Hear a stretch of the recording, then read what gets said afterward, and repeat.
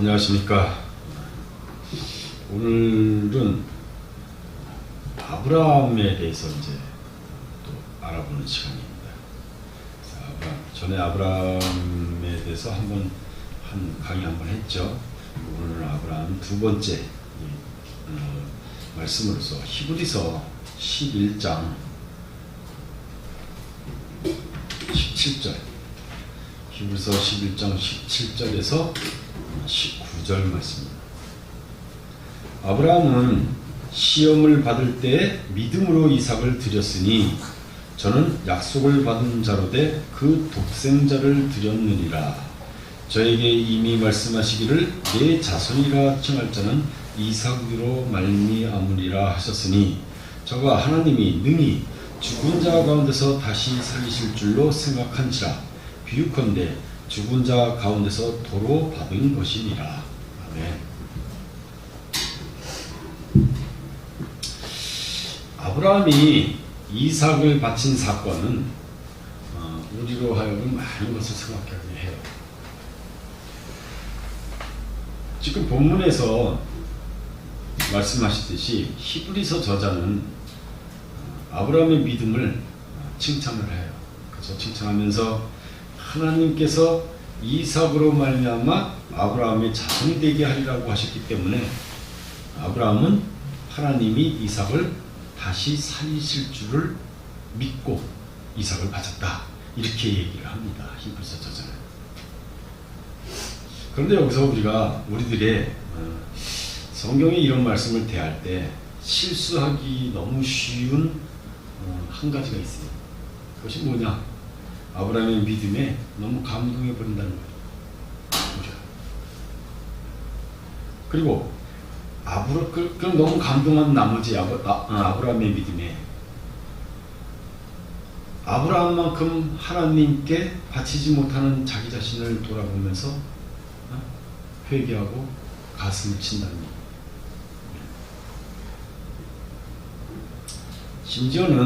심지어는 어떤 분들은 이런 말을 해요. 아브라함은 독자 이삭까지 바쳤는데 또 나는 지금까지 뭘 했나? 그게 우리 성도들의 자책이에요. 아브라함은 독자 이삭까지 바쳤어요. 그리고 또 어떤 분은 또 이렇게 말을 해요. 여러분, 아브라함의 신앙을 보십시오. 그는 믿음의 조상으로서 독자 이삭까지도 바쳤는데 당신들은 하나님께 바친 게 무엇이 있습니까? 이렇게 말을 하는 사람이 있어요. 그러면서 하나님은 당신들의 아들을 죽이라는 얘기가 아니에요. 그것까지는 원하지 않아요. 그러니까 이번에 성전을 짓는데 필요한 땅 한 평이라도 좀 바칠 수가 없습니까? 이렇게 말을 하는 사람이 있어요. 아브라함은 아들 이삭까지 바쳤는데, 그래 당신은 하나님 성전을 짓겠다고 하는데 거기에 들어가는 그 벽돌 한 장, 두 장, 100장 값 그거 하나 못 내냐, 이 얘기야. 이렇게 말하는 분들도 있어요. 그러니까 그런 말을 들은 성도들은 또 어떻겠어요? 내가 다른 데는 돈을 펑펑 쓰면서 하나님 성전을 짓는데 거기다가 내가 돈도 인색하게 내지도 않고, 그러면서 거기에 자책하고 그래요. 못 내서 자책하고, 그렇죠? 이래요. 그래서 하나님 앞에 죄인의 심정으로 사는 성도들이 많이 있다는 거예요. 그런 말을 하고 또 그런 말을 듣고 그러는 거예요. 그런데 하기야 또 그 정도로 생각을 하는 성도면 또 괜찮은 수준의 성도야. 그런데 아브라함 믿음에 비교해서 자기가 하지 못하는 것을 자책을 하는 그 정도는 그래도 어느 정도 또 봐줄만 해요. 괜찮은 거야. 그런데 아예 이런 생각조차 하지 않는 사람이 있어요.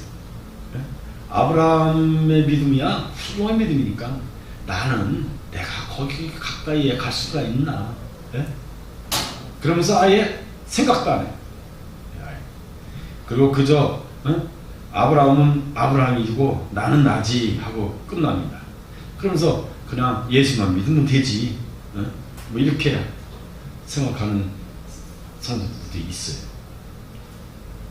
거듭 얘기하지만 아브라함의 믿음은 관념이 아니라 삶이야, 삶. 우리 역시 마찬가지예요.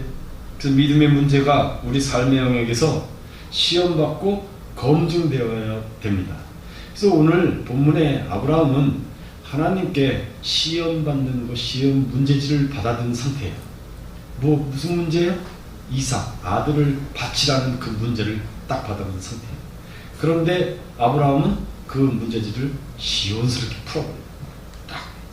우리가 거기까지 가야 되는데 거기까지 가지 못하죠. 그래서 하나님의 시험은 항상 일정한 수준에까지 오르게 돼 있어요. 그래서 요한일서 4장 17절 한번 찾아보세요. 요한일서 4장 17절. 자, 이로써 사랑이 우리에게 온전히 이룬 것은 우리로 심판날의 담대함을 가지게 하려 함이니 주의 어떠하심과 같이 우리도 세상에서 그러하니라. 주의 어떠하심과 같이 거기까지 우리가 이르러야 돼요. 우리의 시험 거기까지 이르러야 돼요. 하나님의 시험을 우리가 한 단계 한 단계 통과할 때마다 우리의 믿음은 자라고 알차져요. 근데 반대로 시험에 실패를 하면은 어떻게 되나? 시험을 실패를 하면은 망하는 게 아니에요. 망하는 게 아니라 그 시험을 통과할 때까지 하나님이 먹이시고 길러주셔. 그걸 알아야 돼. 우리가 시험을 통과하지 못하면은 우리는 망한 거라고 생각하는데 그게 아니에요. 시험을 통과할 때까지 하나님이 먹여주고, 입혀주시고, 길러주셔. 그게 하나님. 그래서 우리가 하나님의 시험의 대상이라는 것만큼 우리가 하나님을 믿는 사람이라는 증거는 없어요. 우리가 하나님한테 시험을 많이 받아요. 그래야지 우리가 하나님을 믿는다는 증거야, 그게. 그래서 하나님은 당신의 손에 붙잡힌 사람들을 기르시고 공급하세요. 그래서 이 기르심의 과정에 필연적으로 존재하는 것이 바로 뭐냐면 시험이에요. 시험. 그래서 이 시험이 없이는 결코 하나님의 사람으로 온전해질 수가 없는 것이에요. 그래서 우리가 이 땅 위에 사는 삶의 기간이 전부 다 시험과 훈련의 기간이에요. 시험과 훈련의 기간. 그래서 어느 분은 참 우리가 보기에 시험 하나 없이 아주 복만 받고서 평탄하고 잘 사는 것 같은데 그런 사람은 둘 중에 하나예요. 하나님과 합한 사람이든지 아니면 하나님과 상관이 없는 사람이에요. 그렇게 생각하면 맞아요. 그런데 하나님과 합한 사람들도 항상 시험은 거쳐가요. 그래서 그렇게 평탄하게 사는 것 같은 아주 복만 받고 사는 사람 같은 보이는 그 사람이 거의가 하나님과 상관이 없는 사람이야. 그렇게 보면 거의 맞아요. 평탄함을 할 수가 없어요. 하나님인 사람. 그래서 그러므로 우리 삶이 계속되는 동안 우리가 지금 이 땅에서 사는 삶이 계속되는 동안에는 그 누구도 이젠 됐다, 이제는 섰다 이런 말을 할 수가 없어요. 그래서 우리도 목회자들이 어떤 성도들한테 대놓고 이제 다 됐어요 이런 말을 하면 안 돼요. 그래서 고린도전서 10장 12절 한번 찾아보세요. 고린도전서 10장 12절.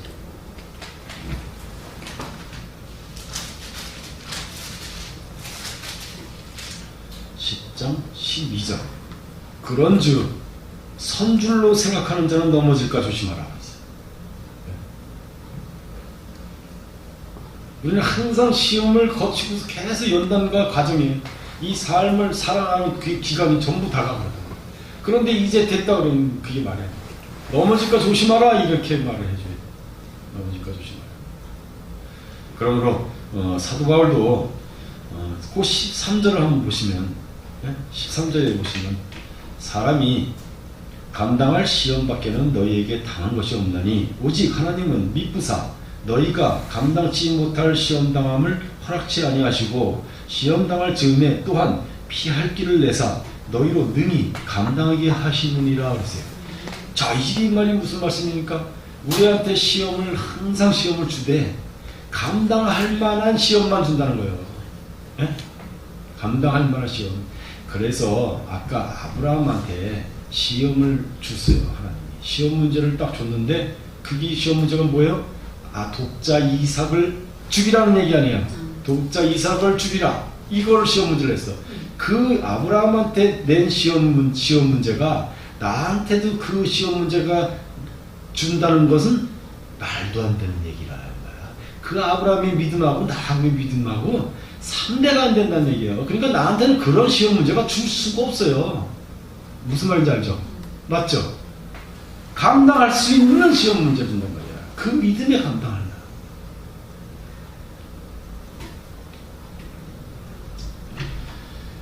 그래서 그 13절에 하나님은 미쁘시다 그랬어요. 미쁘사. 하나님은 미쁘사. 그래서 이 미쁘사라는 말은 이 공동번역에서는 공동번역 그 성경은 뭐냐면 그 카톨릭에서 많이 쓰는 성경이에요. 그래서 공동번역 성경은 그 신의라고 이렇게 나왔어요. 하나님은 신의가 있으신 하나님 이렇게 번역을 했고 또 현대인의 성경에서는 신실하신 하나님 이렇게 번역을 했어요. 그 미쁘사를. 그래서 이 미쁘사라는 뜻은 모든 사람이 그분의 약속을 신뢰하며 의지할 수 있으며 또 의지해야 할 만큼 그분은 하나님은 크고 능력이 있으며 넓은 아량과 사랑이 있는 분이다. 이런 뜻으로 우리는 생각하면 됩니다. 그래서 그런 분이 우리에게 시험을 주는데 감당할 만한 시험만 준다. 또 시험 당할 즈음에 또한 피할 길을 만들어준다. 그러니까 우리가 능히 감당하게 하신다 이렇게 말씀하고 있어요. 고린도전서 10장 13절.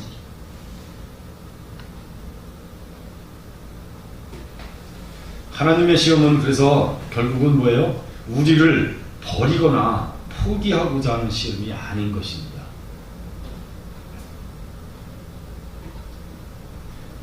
우리의 수준에 따라서 다음 과정으로의 이행 과정이 바로 하나님의 시험이다.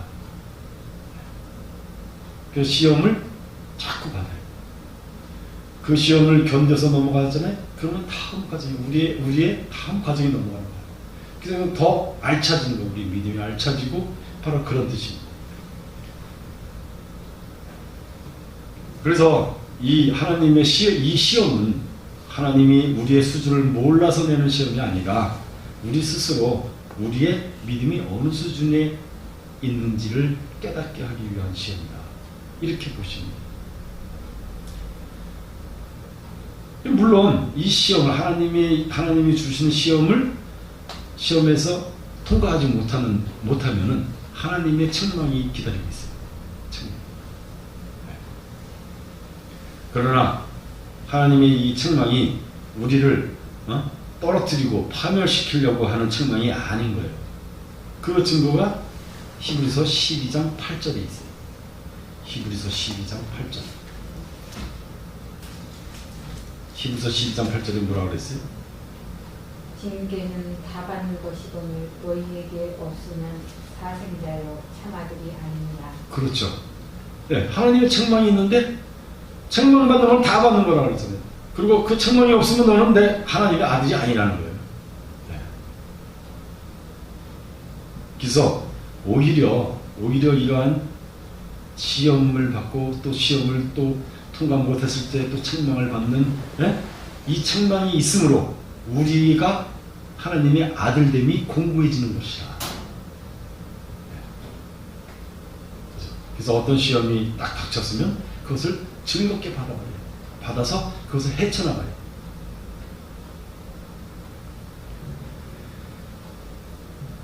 아브라함 지금 얘기를 하다가 이 아브라함이 받은 그 시험에 대해서 지금 얘기를 하는 중에 첫 번째로 우리가 생각할 점이 바로 이 시험이라는 바로 이 점이에요.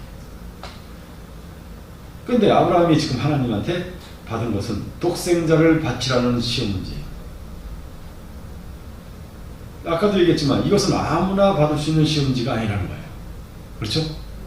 독생자를 바치라는 정도가 아무나 받을 수 없어요. 감당할 시험만 준다 그랬잖아요. 나한테 너 딸을 바쳐라. 그럼 내가 감당할 수가 있는 사람일 것 같으면 나한테 그런 시험을 준다는 거예요. 네, 바로 그 얘기입니다. 이렇게 달라요. 이게 바로 무슨 말이냐면 시험 문제를 주는데 초등학생한테 고등학교 문제를 줘가지고 풀어. 그러면 풀 수가 있냐 이거야. 감당을 못하잖아요. 그럼 바로 그 얘기입니다. 그죠? 초등학생들한테는 초등학교 문제를 줘야 돼요. 그러면 자기 그 믿음의 그 수준에 따라서 시험도 감당할 만큼 준다는 거예요.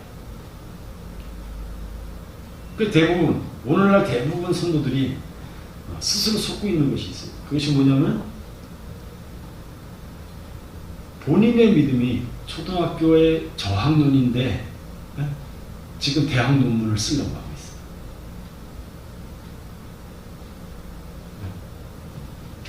그걸 꿈꾸고 있어요.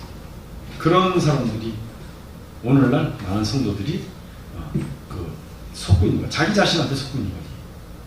그래서 교회에 나가서 세례를 받으면 바로 예수 믿는 줄 아시는 분은 초등학교 다니는 지금.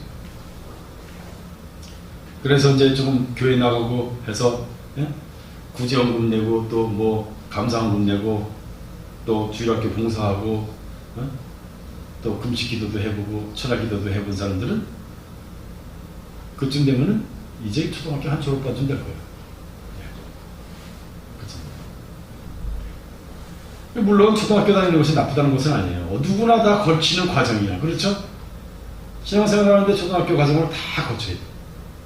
거치고 중학교 과정, 또 고등학교 과정, 이렇게 다 가는 거예요. 그런데 문제는 자신이 초등학교 다니고 있으면서 자신이 중학교나 고등학교쯤 되는 줄 착각하고 있는 것이죠. 그것이 문제예요. 그런 거예요. 이게 바로 무슨 문제가 나오냐면 초등학교에서는요, 곱셈, 나눗셈 이런 걸 배워요. 그런데 그 곱셈, 나눗셈이 수학의 전부인 줄 알고 있는 거랑 똑같은 거예요. 그래서 어떤 사람이 수학에는 인수분해도 있고 미적분도 있다. 이렇게 얘기를 해. 그 초등학생 그 사람한테. 그러니까 그러면 또 초등학생이 뭐라는 줄 알아요? 수학에 어디 미적분하고 인수분해가 있냐고. 이렇게 말하는 거예요. 제가 지금 무슨 얘기하는지 알아요? 알아들어요? 왜 이 얘기를 하는지? 모르겠어요? 강도사님 알아듣겠죠? 그럼 이게 자기는 지금 초등학생 수준이야. 초등학교 수준인데 덧셈, 뺄셈, 곱셈, 나눗셈을 수학의 전부인 줄 알고 있다는 거야. 그 착각하고 있는 거야. 그 옆에 누가 딴 사람이 수학에는 미적분도 있고 인수분해도 있다 그러니까 이 초등학생이 하는 소리가 수학에 어디 그런 게 있냐 이거야. 그거는 이단이라는 소리다 이 얘기야. 이렇게 하는 사람들이 많다는 거야. 이거 각자 조심해야 돼요. 마찬가지예요. 목회자도 전부 다 조심해요. 성도들, 목회자도 다. 자기가 갖고 있는 거 자기가 최고인 거 안다는 거야 이게. 그것만이 성경에 달하는 걸로 알고 있다는 거야. 바로 그 말을 제가 하는 거예요. 제가 그걸 비유로 해서.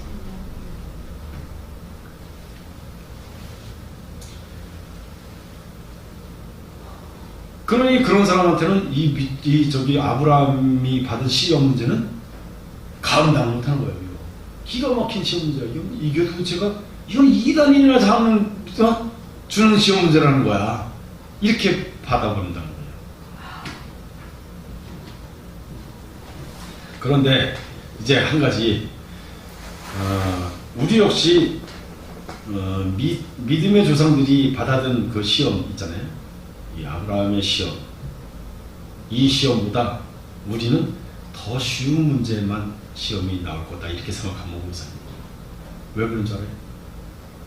아브라함은 그들이 과거에 출제되었던 문제를 모르는 상태에서 그 문제를 받았어요. 시험을.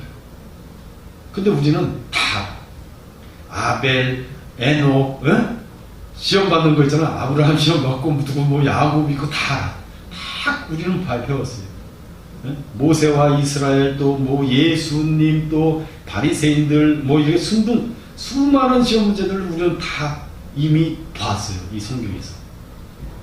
그러니까 우리한테 어떤 문제를 시험이 오더라도 핑계댈 변명할 수가 없어 우리는. 그거 당연히 감당해야 돼요. 그래서 바울은 에베소서 4장 13절에처럼 우리에게 권면을 해요. 에베소서 4장 13절을 한번 찾아보면 에베소서 4장 13절 우리가 다 하나님의 아들을 믿는 것과 아는 일에 하나가 되어 온전한 사람을 이루어 그리스도의 장성한 분량이 충만한 데까지 이르리니.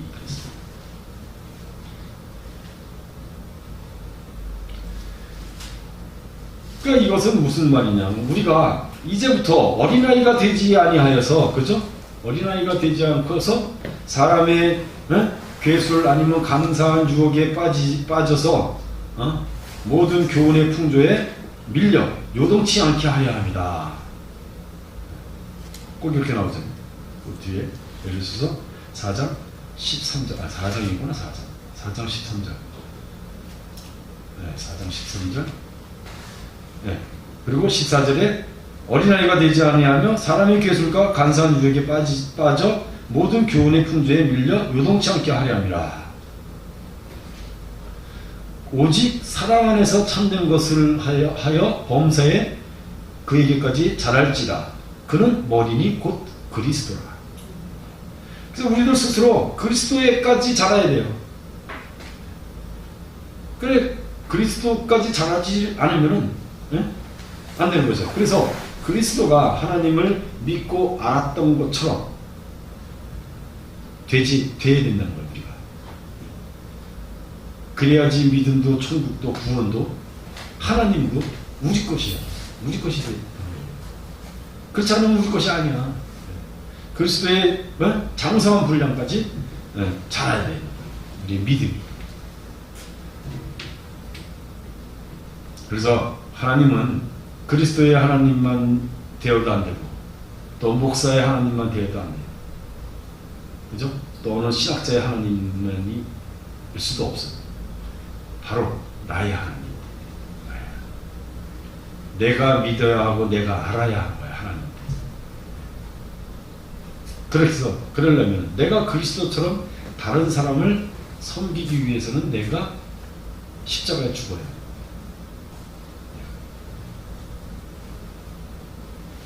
그래서 예수님의 십자가에 의지해서 자기의 죄사함을 받기를 좋아하는 사람들이 예수님이 너희도 너의 십자가를 지고 나를 따라오라 하는 말은 귀를 막고 있어요.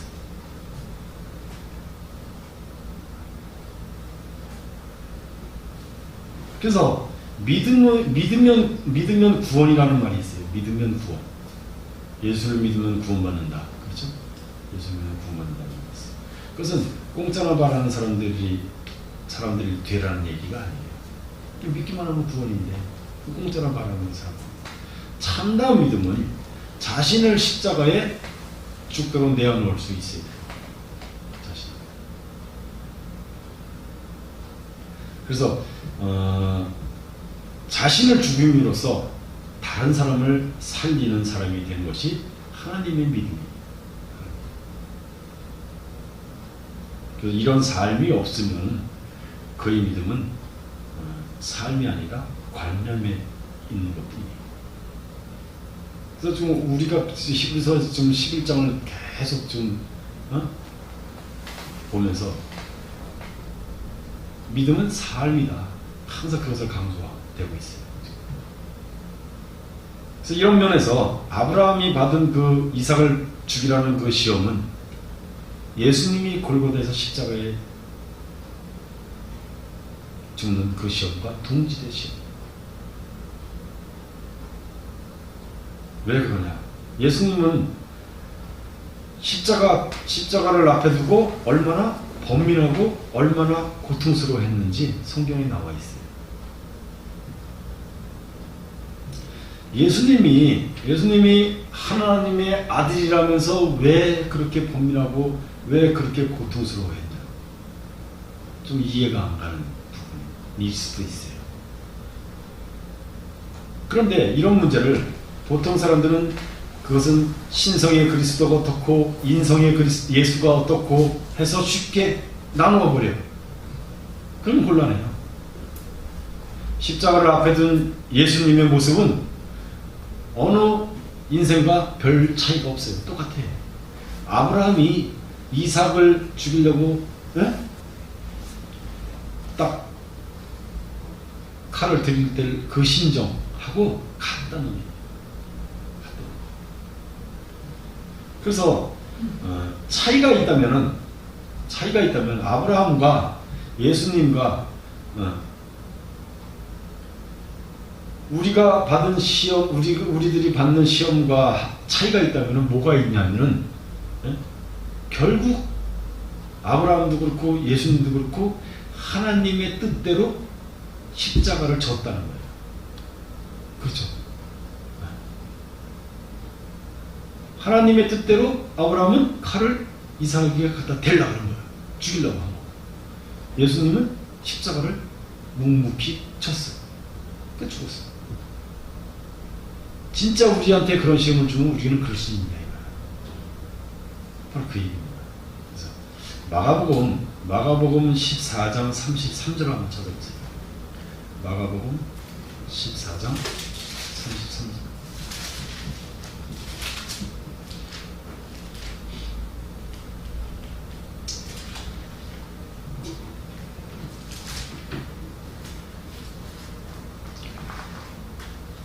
마가복음 14장 33절. 베드로와 야고보와 요한을 데리고 가실 때 심히 놀라시며 슬퍼하사 말씀하시되 내 마음이 심히 고민하여 죽게 되었으니 너희는 여기 머물러 깨어 있으라 하시고, 그렇죠? 그 다음에 조금 나아가서 땅에 엎드려 될 수 있는 대로 이때가 자기에게 지나가기를 구하며. 이게 이제 예수님이 십자가에 달리시기 전에 이 장면이 가라사대, 그래 기도하면서 예수님 뭐라 했냐면 아버지여 아버지께는 모든 것이 가능하오니 이 잔을 내게서 옮기시옵소서. 자기가 이 받는 고통을, 십자가에서 달리는 죽는 이 고통을 옮겨달라는 거예요. 얼마나 힘들었으면, 그죠? 고통에 그 생각에. 그래서 그런데 뒤에 뭐라 그래요? 나의 원대로 마옵시고 아버지의 원대로 하옵소서. 그러나 그러면서는 자기가 이 잔을 다른 데로 옮겨줬으면 좋겠는데, 그러나 아버지 원이 정 그렇다면 그렇게 하시고, 내 자기가 원하는 대로 하지 마시고 아버지 원대로 하십시오. 이렇게 기도를 한 거예요.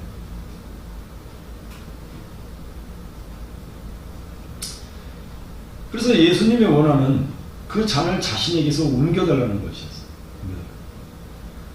이런 눈물과 통곡의 갈등이 없는 십자가는 십자가가 아니에요. 그래서 우리가 예수님의 십자가를 받아들이는 것도 마찬가지예요. 예수님의 이 아픔에 먼저 하나가 되지 않고서는 감격도 은혜도 모두 거짓이야. 그죠? 그걸 알아요. 예수님이 하나님의 아들이시기 때문에 그 십자가에서 죽으시는 그 시험을 이겼다고 볼 수도 있어요. 하나님의 아들이기 때문에. 그 정도는 감당할 수가 있었을 것이다. 이렇게 생각할 수 있어요. 그러나 그 반대예요.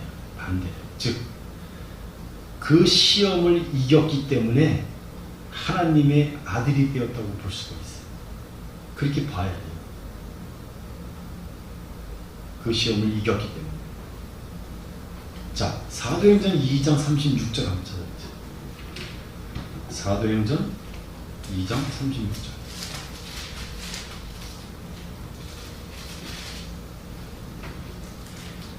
그런즉 이스라엘 온 집이 정령할지니 너희가 십자가에 못 박은 이 예수를 하나님이 주와 그리스도가 되게 하셨느니라. 어느 게 먼저예요?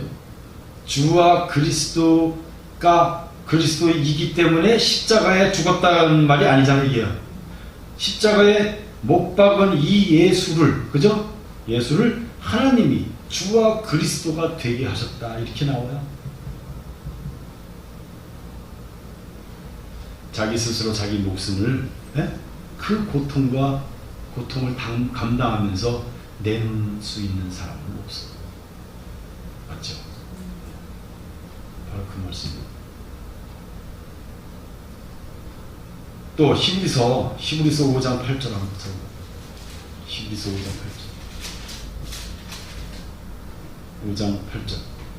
그가 아들이시라도 받으신 고난으로 순종함을 배워서.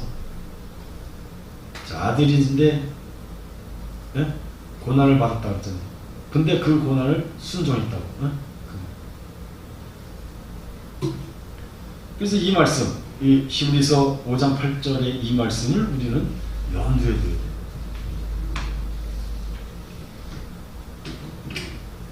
자, 지금 아브라함이 받은 시험과 예수님의 시험을 좀 비교를 한 거예요. 동질의 것이다. 그렇게 볼 수가 있다. 그래서 예수님의 시험을 지금 어떤가에 대해서 잠깐 알아봤어요. 그럼 아브라함의 시험을 이제 본격적으로 또 알아봐요. 아브라함의 시험 문제는 어떤 것이었어요? 창세기 22장 1절이에요. 창세기 22장 1절.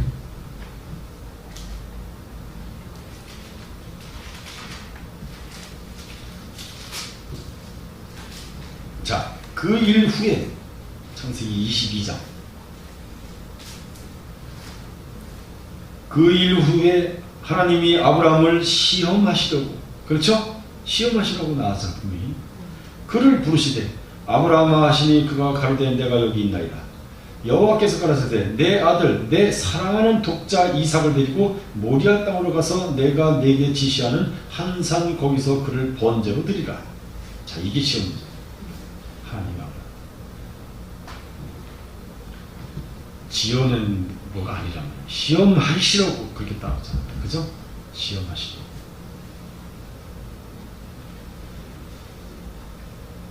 자, 이 하나님의 말씀을 아브라함이 딱 듣고서 아브라함 마음이 편했을까? 아브라함 마음이 편했으면 그건 사람도 아니야. 그렇죠? 독자 이삭을 죽이라는데 이 말을 딱 듣고 덜컥했을 거 아니야. 야,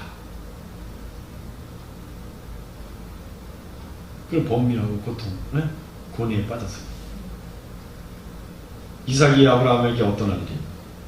아브라함이 100세 때 하나님이 준다고 약속한 약속이야.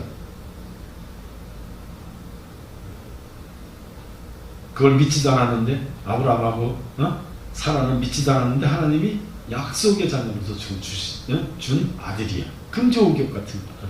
그죠? 그리고 자기 인생의 의미고 가치의 전부야. 그 이삭이. 그런 이삭이 없는 삶을 어찌 상상이나 할 수 있겠나. 그런데 하나님은 이삭을 지금 어떻게 하라는 거예요? 죽이라는 거예요.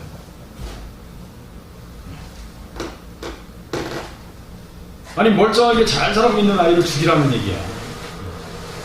말은 하는데 날벼락도 유부수지. 그렇죠? 힘 좀 세다고 참 이런 식으로 무지막지하게 요구해도 되는 건가? 이런 우리는 그런 생각을 할 수가 있어요. 해도 너무하지. 그렇죠? 그런 생각을 할 수가 있어요.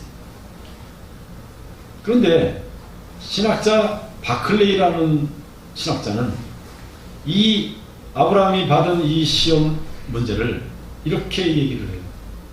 하나님에게 참되게 봉사하는 자는 자기에게 가장 귀한 것이라도 제물로 드린다는 각오가 서지 않으면 안 된다는 것을 가르치고 있다. 이렇게 해석을 했어요. 바클레이. 자, 그러면 여기서 바클레이는 독자 이삭을 뭐라고 해석을 한 거냐면은 자기에게 가장 귀한 것이라고 해석을 했다는 거예요. 독자 이삭을.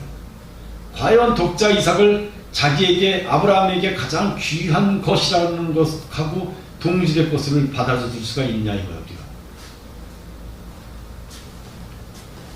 그런데 오늘날 대부분의 기독교인들이 역시 이러한 해석에 공감을 하고 있어요. 그러나 유감스럽게도 바클레이는 아브라함의 시험 문제를 조금 변조한 것뿐이야. 그렇게 볼 수가 있어요. 독자 이삭하고 아브라함이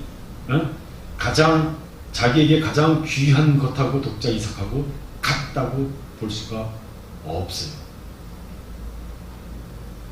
근데 바클레이는 그렇게 봤어요. 과연 하나님이 아브라함에게 요구한 것이 이삭이지 아브라함에게 가장 귀한 어떤 것이었냐 이거야. 하나님은 분명히 이삭을 딱 찍었어요. 그렇죠? 그런데 아브라함에게 가장 귀한 것, 우리들에게 가장 귀한 것은 뭡니까? 돈입니까? 네? 달라요. 이삭이라고 하나님은 분명히 딱 찍었어요. 그런데 그걸 왜 우리 마음대로 가장 귀하게 생각하는 것이라고 하는? 아니, 다를 수가 있어요. 어떤 면을 보면 같을 수도 있지만 또 달라질 수가 있는 것이 바로 이런 해석입니다.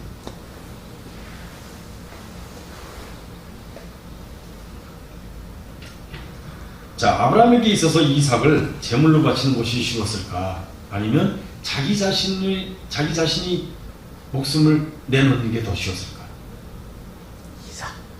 이삭을 죽이는 게 더 쉬웠을까요? 그 사람마다 다른데 설마 자기 자식을 자기가 그걸 죽일 수가 있겠어? 자기가 자기 자신을 내놓는 것이지. 세상에 어느 아버지가 자식의 목에 칼을 들이댈 수가 있냐 이거. 의붓자식이라도 마찬가지지. 그러지 못할 망정인데 요즘 무슨 세상이 많이 험해졌으니까 의붓자식이고 자기 자식이고 자기 목숨보다 바꾸려고 하는 사람들이 많죠. 그죠?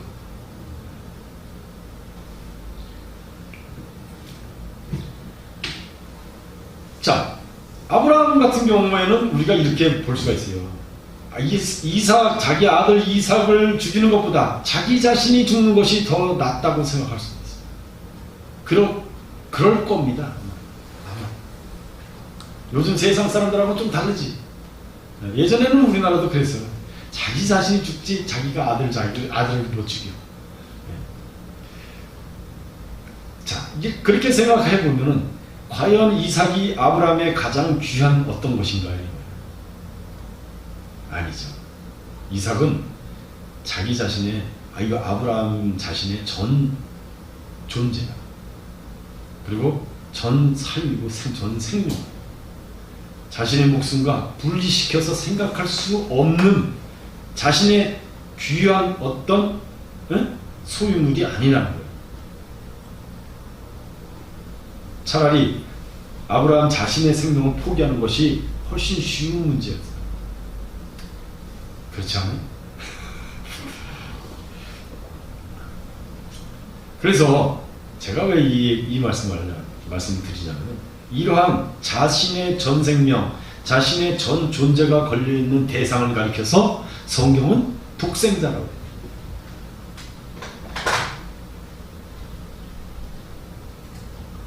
그래서 성경은 독생자라고 해요. 독생자.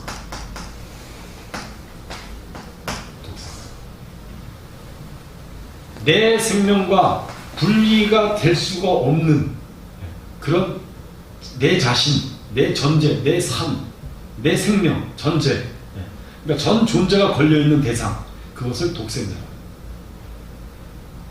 그러면 여기서 독생자의 개념을 외아들의 뜻으로 생각하면 안 돼요. 이 독생자가 외아들이라고 달라.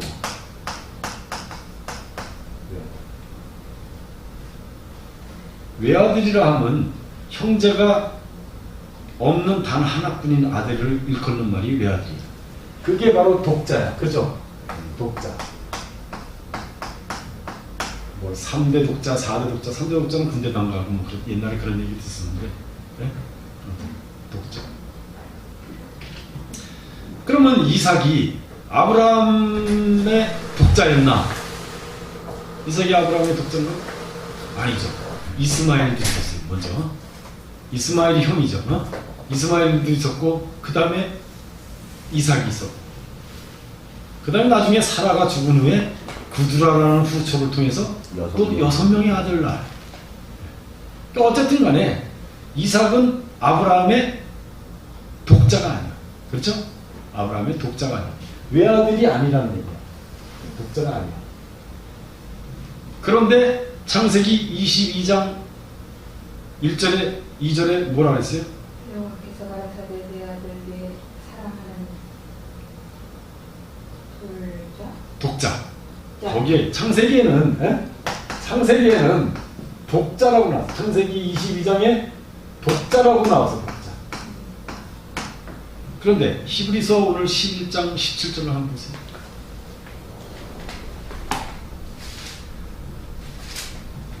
히브리서 11장 17절에